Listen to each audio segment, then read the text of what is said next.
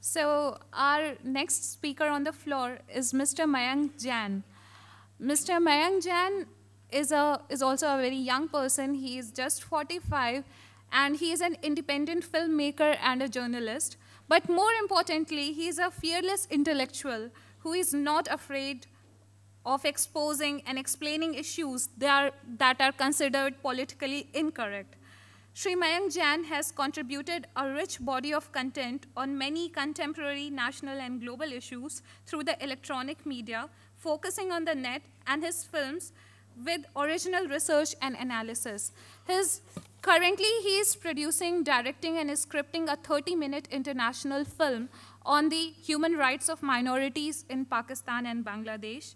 He has also produced a famous film, India Tomorrow, The Gujarat Miracle, which showcases the development story of Gujarat along with Gujarat's fight against terrorism. He has also made a film on Naxalites and their victims in a film called Chhattisgarh Now. Even Union government has termed Naxalism as a big menace, so this film is definitely going to help them. And he has extensively covered Indian elections and participated in the exit polls on Doordarshan and Lok Sabha election TV.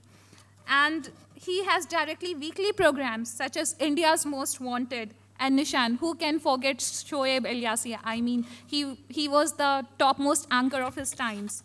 And Shri Jain is also working on a range of other subjects of national concern, such as international terrorism, economic reforms, economic liberalization in India, and the manufacture of ethanol from sugar cane and its application as a transportation fuel. I mean, that's a very important topic because these days mostly all the wars are fought for the hydrocarbons. So I guess we will be highly enlightened by the ideas of Mr. Mayank Jain. In order to save time, I'll read fast from the paper so that most of the points can be covered. I want to discuss on this ideology of communal violence and the ideology of the communal violence bill. Because the people who really have an ideology, I mean the people who are responsible for communal violence, the kind of aggression they have in their ideologies, it's not necessary that you have to be secular, you have to be communal to have, to be violent. Naxalites are secular, they're violent. So you can also have a secular a bill against secular violence. You have Pol Pot, you had Mao, Stalin, Pol Pot, Hitler, they killed 150 million people. And today Naxalites are following the same course. So it's not that just communal people do this. The communists have also done it. In my presentation, I would touch on the ideological aspects of communal violence in India. I will also discuss about the mindset that proposed this obnoxious bill on communal violence. Remember, this is the same lobby which had diluted the anti-terrorism legislation in India by repealing POTA after the defeat of the NDA. Justice Sacha Committee report is also a creation of these ideologues, and so are the Justice Ranganath Mishra Commission recommendations. The same group has now proposed the Communal and Targeted Violence Prevention Bill. It is clear that a huge conspiracy was hatched to prepare ground for this bill by a battery of communists, Naxal sympathizers, Islamic and Christian bigots, a very secular conspiracy indeed, to hurt the Hindus. They do not aim peace because they know secularism is no guarantor of peace. Mao, Stalin, Pol Pot, and Hitler were all secular, but they killed 150 million people. In India, Naxalites who swear by secularism are not far behind when it comes to killings, murders, and rapes. Against them, if I ever get a chance, I would propose a secular and targeted violence prevention bill. It is not necessary for me to go into the technical aspects of the bill because Arun Jaitley and Dr. Swamy, both of them have done wonderful work on it, and they have proved beyond a reasonable doubt that the entire bill has been directed against the Hindus. I'm more worried about something else. It is clear that the people who have drafted the bill have an ulterior motive to harm the interests of the Hindu society. It is very surprising indeed that a highly anti-Hindu bill has been drafted quite blatantly and without bothering at all about an impending Hindu backlash. My worry, how is it that the votaries of the bill, that is the congressmen, the Muslim and Christian fundamentalists, along with their communist cohorts, are so confident that there would be no Hindu backlash as a result of this draconian bill? This is a very important question. There are many reasons, I feel, that they don't fear a Hindu backlash. Why don't they fear? One, there is a stranglehold of leftist intellectuals on the mass media who specialize in spreading lies about the Gujarat riots. The falsehood against Modi helps them to do an image makeover exercise for the proposed draconian communal violence bill. Many sections of an obliging media would be too willing to do a PR exercise, nowadays PR means paid relations, in favor of the proposed legislation. The second reason, lack of tall leaders in the national BJP headquarters who are busy fighting for small crumbs of power. They unfortunately lack the spine for any ideological fight, especially against opponents. They can fight, but not against the opponents outside their party. Lethargy and anti-intellectual attitude afflicting most of the so-called Hindu organizations. It's very important. Total lethargy, anti-intellectual attitude, and we constantly blame the communists and we blame the congressmen, but they are doing their work. But the so-called Hindu organizations are not doing their work. That is why such bills are drafted, otherwise they will not have the courage to draft such a bill. It is a sorry strait, but it's true. Ideological bankruptcy in many of those who pass as Hindu leadership was clearly visible when the Sachar Committee report was launched as a test balloon and there was only token response from the Parivar. When nothing happened after the Sachar report, the congressmen knew that there wasn't any goalkeeper on the Hindu goal post and they could score, they could go on scoring goal after goal. Today, what is happening today? All-out ideological attacks on the Hindu community, very frequent, very successful. We therefore see the Prime Minister of this country announcing in his address at the National Development Council that Muslims should have the first claim on the country's resources, which is absolutely, it's a very bad thing to do. First claim on national resources. Now, how can the Muslims have that claim? Soon after getting elected as the Chief Minister of UP, Akhilesh Yadav said that the Ranganath Commission recommendations and the Sachar Committee report would be implemented. The promises given by Mulayam Singh Yadav to Imam Bukhari are extremely dangerous. When we were trying to admit Kushwaha, at that time, Mulayam Singh Yadav was promising Imam Bukhari something very dangerous. He was saying that he has written this. This is in writing. Declaration of Muslims as backward and extending all the benefits to Muslims that other backward classes enjoy, immediate release and compensation for Muslims who have been jailed under the pretext of action against terrorism, special provisions for employment of Muslims and security forces of the state. These promises were being done when we were admitting Kushwaha, a corrupt man who was immediately tried by the CBI and investigated by the CBI. Now I'll come to the point of communal violence. I have done intensive study. We had a very macro view, Algeria, Indonesia, Thailand, everywhere these kinds of riots happen. But I will give you a very micro view, I went into a locality, the most sensitive locality in India, as far as communal riots are concerned. This area is called Kalupur Vidhan Sabha area of Ahmedabad. In 1998, I went to this area.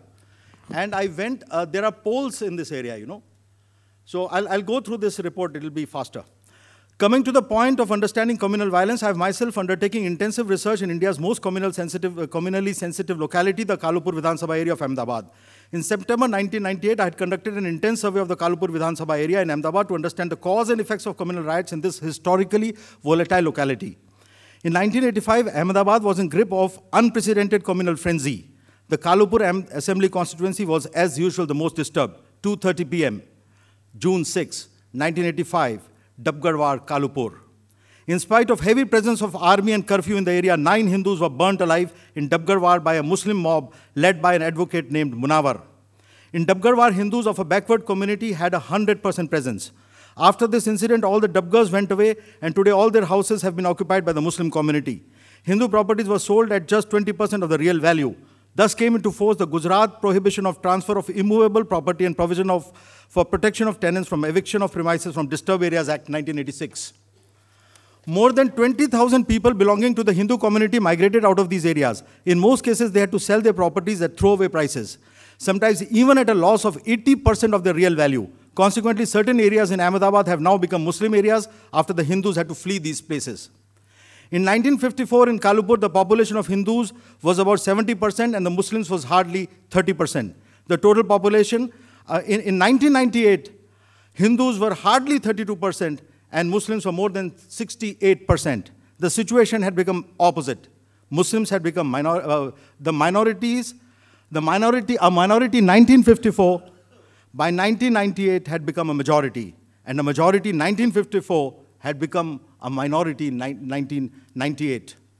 Incidentally, the notorious mafia don Abdul Latif was a resident of this area. Latif's brothers purchased a property called Kumbharnu Dhelu in Dabgarwar after the riots. At the time of the sale of the property, the property was worth 17 lakhs. It was purchased for just 7 lakhs from the Hindu owner. People in Kalupur live in poles. A pole is a blind alley with about 100 houses with people belonging to the same caste. Now I have a list of poles where before 1985 there were 100% Hindus, and after 1985 there are no Hindus. Falka Pole, Vaida Pole, Mistrika Khemka, Tagara, Jivan Pole, Lal Babana Timbo, Changesh Pole, like this, there are many poles. I've given the list. So, Hindus are gone from this area. Now, strategy. What is the strategy of the land mafia which benefits from these riots? They identify the strong Hindu leader of that area, of that pole, number one. And they try to terrorize him. They ask him to leave the saffron flag. They also offer allurements. If they are unsuccessful in dissuading that Hindu leader, they normally kill him in a manner that his death is remembered for a long time. After the murders, the people start quitting the neighborhood. Then riots happen, you know. Hindu houses are attacked with explosives and people are stabbed and shot at will. After the incident, some Muslims call on these people as if to sympathize with them, but actually their purpose is to threaten and terrorize them. I have a list of the famous people who were murdered, and after that the polls were, you know, every time a murder used to happen, and after that the poll used to be empty. 1. 14 May 1973, Ratilal Modi was murdered by a Muslim mob. He was stabbed, salt and spices were sprinkled on his wound, and he was burned alive at midnight at Daryapur Charwad. 2. In 1979, Dilip Dabgar was murdered. 3. 1985, 9 Hindus were burned alive in Dabgarwar. Dabgarwar was emptied. In 1989, Bholia Patel was murdered. 100 Hindu houses were abandoned. After that, in Nane Satepari, Daryapur Crossroads, and Patel Pole by early 1992. On November 25, 1989, Manish Shah, young, dynamic, and brave Hindu leader belonging to the Jain community, was shot dead. He was a resident of Dhana Sutarni Pole. Abdul Latif was killed in a police encounter eventually. His brothers Abdul Razak, Ismail, Abdul Samad, Moin, and Aziz still live in that area. It is said that they have amassed assets to the tune of 1,500 crores. They are allegedly supported by an underworld bootlegger and Congress corporator, Hassan Lala. You know, this story is like this. All this reminds us of the direct action plan, you know, how the direct action plan, this story about Ahmedabad, how people started running away from Kalupur, and today Kalupur has become a Muslim majority area. Now this reminds me of the direct action plan, 1946, in Calcutta. This reminds me of what happened in Noakhali. And Noakhali, Justice G.D. Khosla wrote, the entire Hindu population of Noakhali had been robbed of all they possessed, and they were forcibly converted to Islam. And Edward Skinner Simpson stated in his report that 22,550 cases of forcible conversion took place. You know, like this, there are many, lots of data is there like that. But that was remote past. Now in the recent thing, you know, September 2010, Devganga, West Bengal, arson over a Durga temple. You know, they tried to destroy a Durga temple. And after that, there was arson, district police, rapid action force, CRPF, BSF could not control the riots. The army had to be called. But, you know, no consciousness anywhere in India. Nothing happened. Kanchan Gupta wrote that when there was, in Noakhali, the riots took place and 95% of the people were converted. There was a very bad situation. There was no Diwali in India. The whole of North India, there was no Diwali. There was no Diwali in eastern part of India. There was no diyas. But Devganga, the people were slaughtered. Mamata Banerjee's goons, this guy, Haji Nurul Islam, he was leading this riot mob. It has been reported in the press. I'm reading everything I'm reading from the press, whatever has been reported. But there has been no reaction to this at all. We are celebrating Diwali, we are celebrating Holi, we are celebrating everything. There is no consciousness. I like to say what was pre-Islamic India like. It was not like this. Megasthenes, when he came here, he said that this is a fantastic country. Here, if there is a war going on between two warring groups, they never touch the farmer. They never touch any civilian population. They allow them to do their work. They don't touch unarmed people. Pre-Islamic India had no history of attacks on non-combatants, the unarmed or civilians. India's Hori tradition had no majorities, no minorities. Communal violence was alien to the Indian soul till the arrival of Islamic invaders who plundered, murdered, and raped civilian populations, whose only code of conduct was to not have any code of conduct. There was plenty of argument in ancient India. We used to fight with each other. We had ideological differences. But there was no physical attack, especially on the subject that what should be the name of your God? What should be the form of your God? What should be your belief system? There used to be no attack on this ground. We never tried to win converts to appease our only God. We never tried to do it. We were not worried about the salvation of the other guy. We were never worried. These people are worried about the salvation of the other guy. That is why these riots happen. That is why this violence takes place. Our tradition was inclusive, non-aggressive. And there is no need to lecture Indians on the virtues of non-violence and human rights. These communists lecture us after killing 150 million people in Soviet Union, in Cambodia, in China. They come here and lecture us on human rights. They come and lecture us on the advantages of non-violence. And, but Pakistan has solved its majority-minority problem because they have no minority at all now. They've killed all the minorities. Whatever 1% is left, they're also, every day, some woman is abducted, and she is made a part of the majority community. That's how they're solving their minority-majority problem. Bangladesh is not far behind. They have, in fact, sent 2 crore Muslims to India. All the bordering districts, this Devganga, how the Muslims have become a majority there. Because 70% of the population in Devganga is Bangladeshi Muslims. So they have turned Indian bordering districts into zones of Pakistan.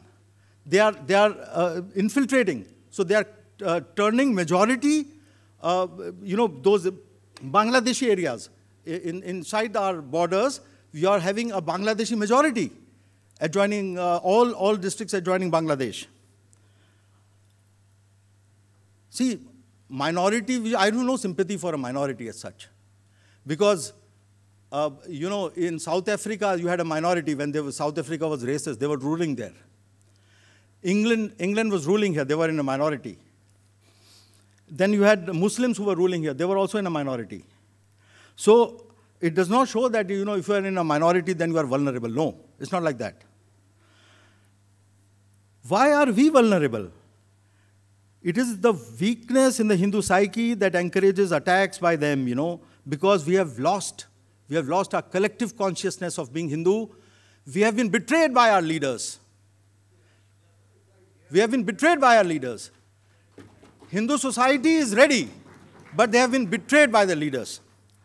And we can't wait for a leader. We have to be a leader ourselves. We cannot wait for an Arjun to come. I have to be the Arjun. You have to be the Arjun. We can't wait for somebody to come and help us. We have to take the leadership in our hands and relieve us from this treachery. We must expose these people ideologically. The physical fight will boomerang. I don't recommend a physical fight. The fight has to be ideological. We have to expose the aggressive ideologies.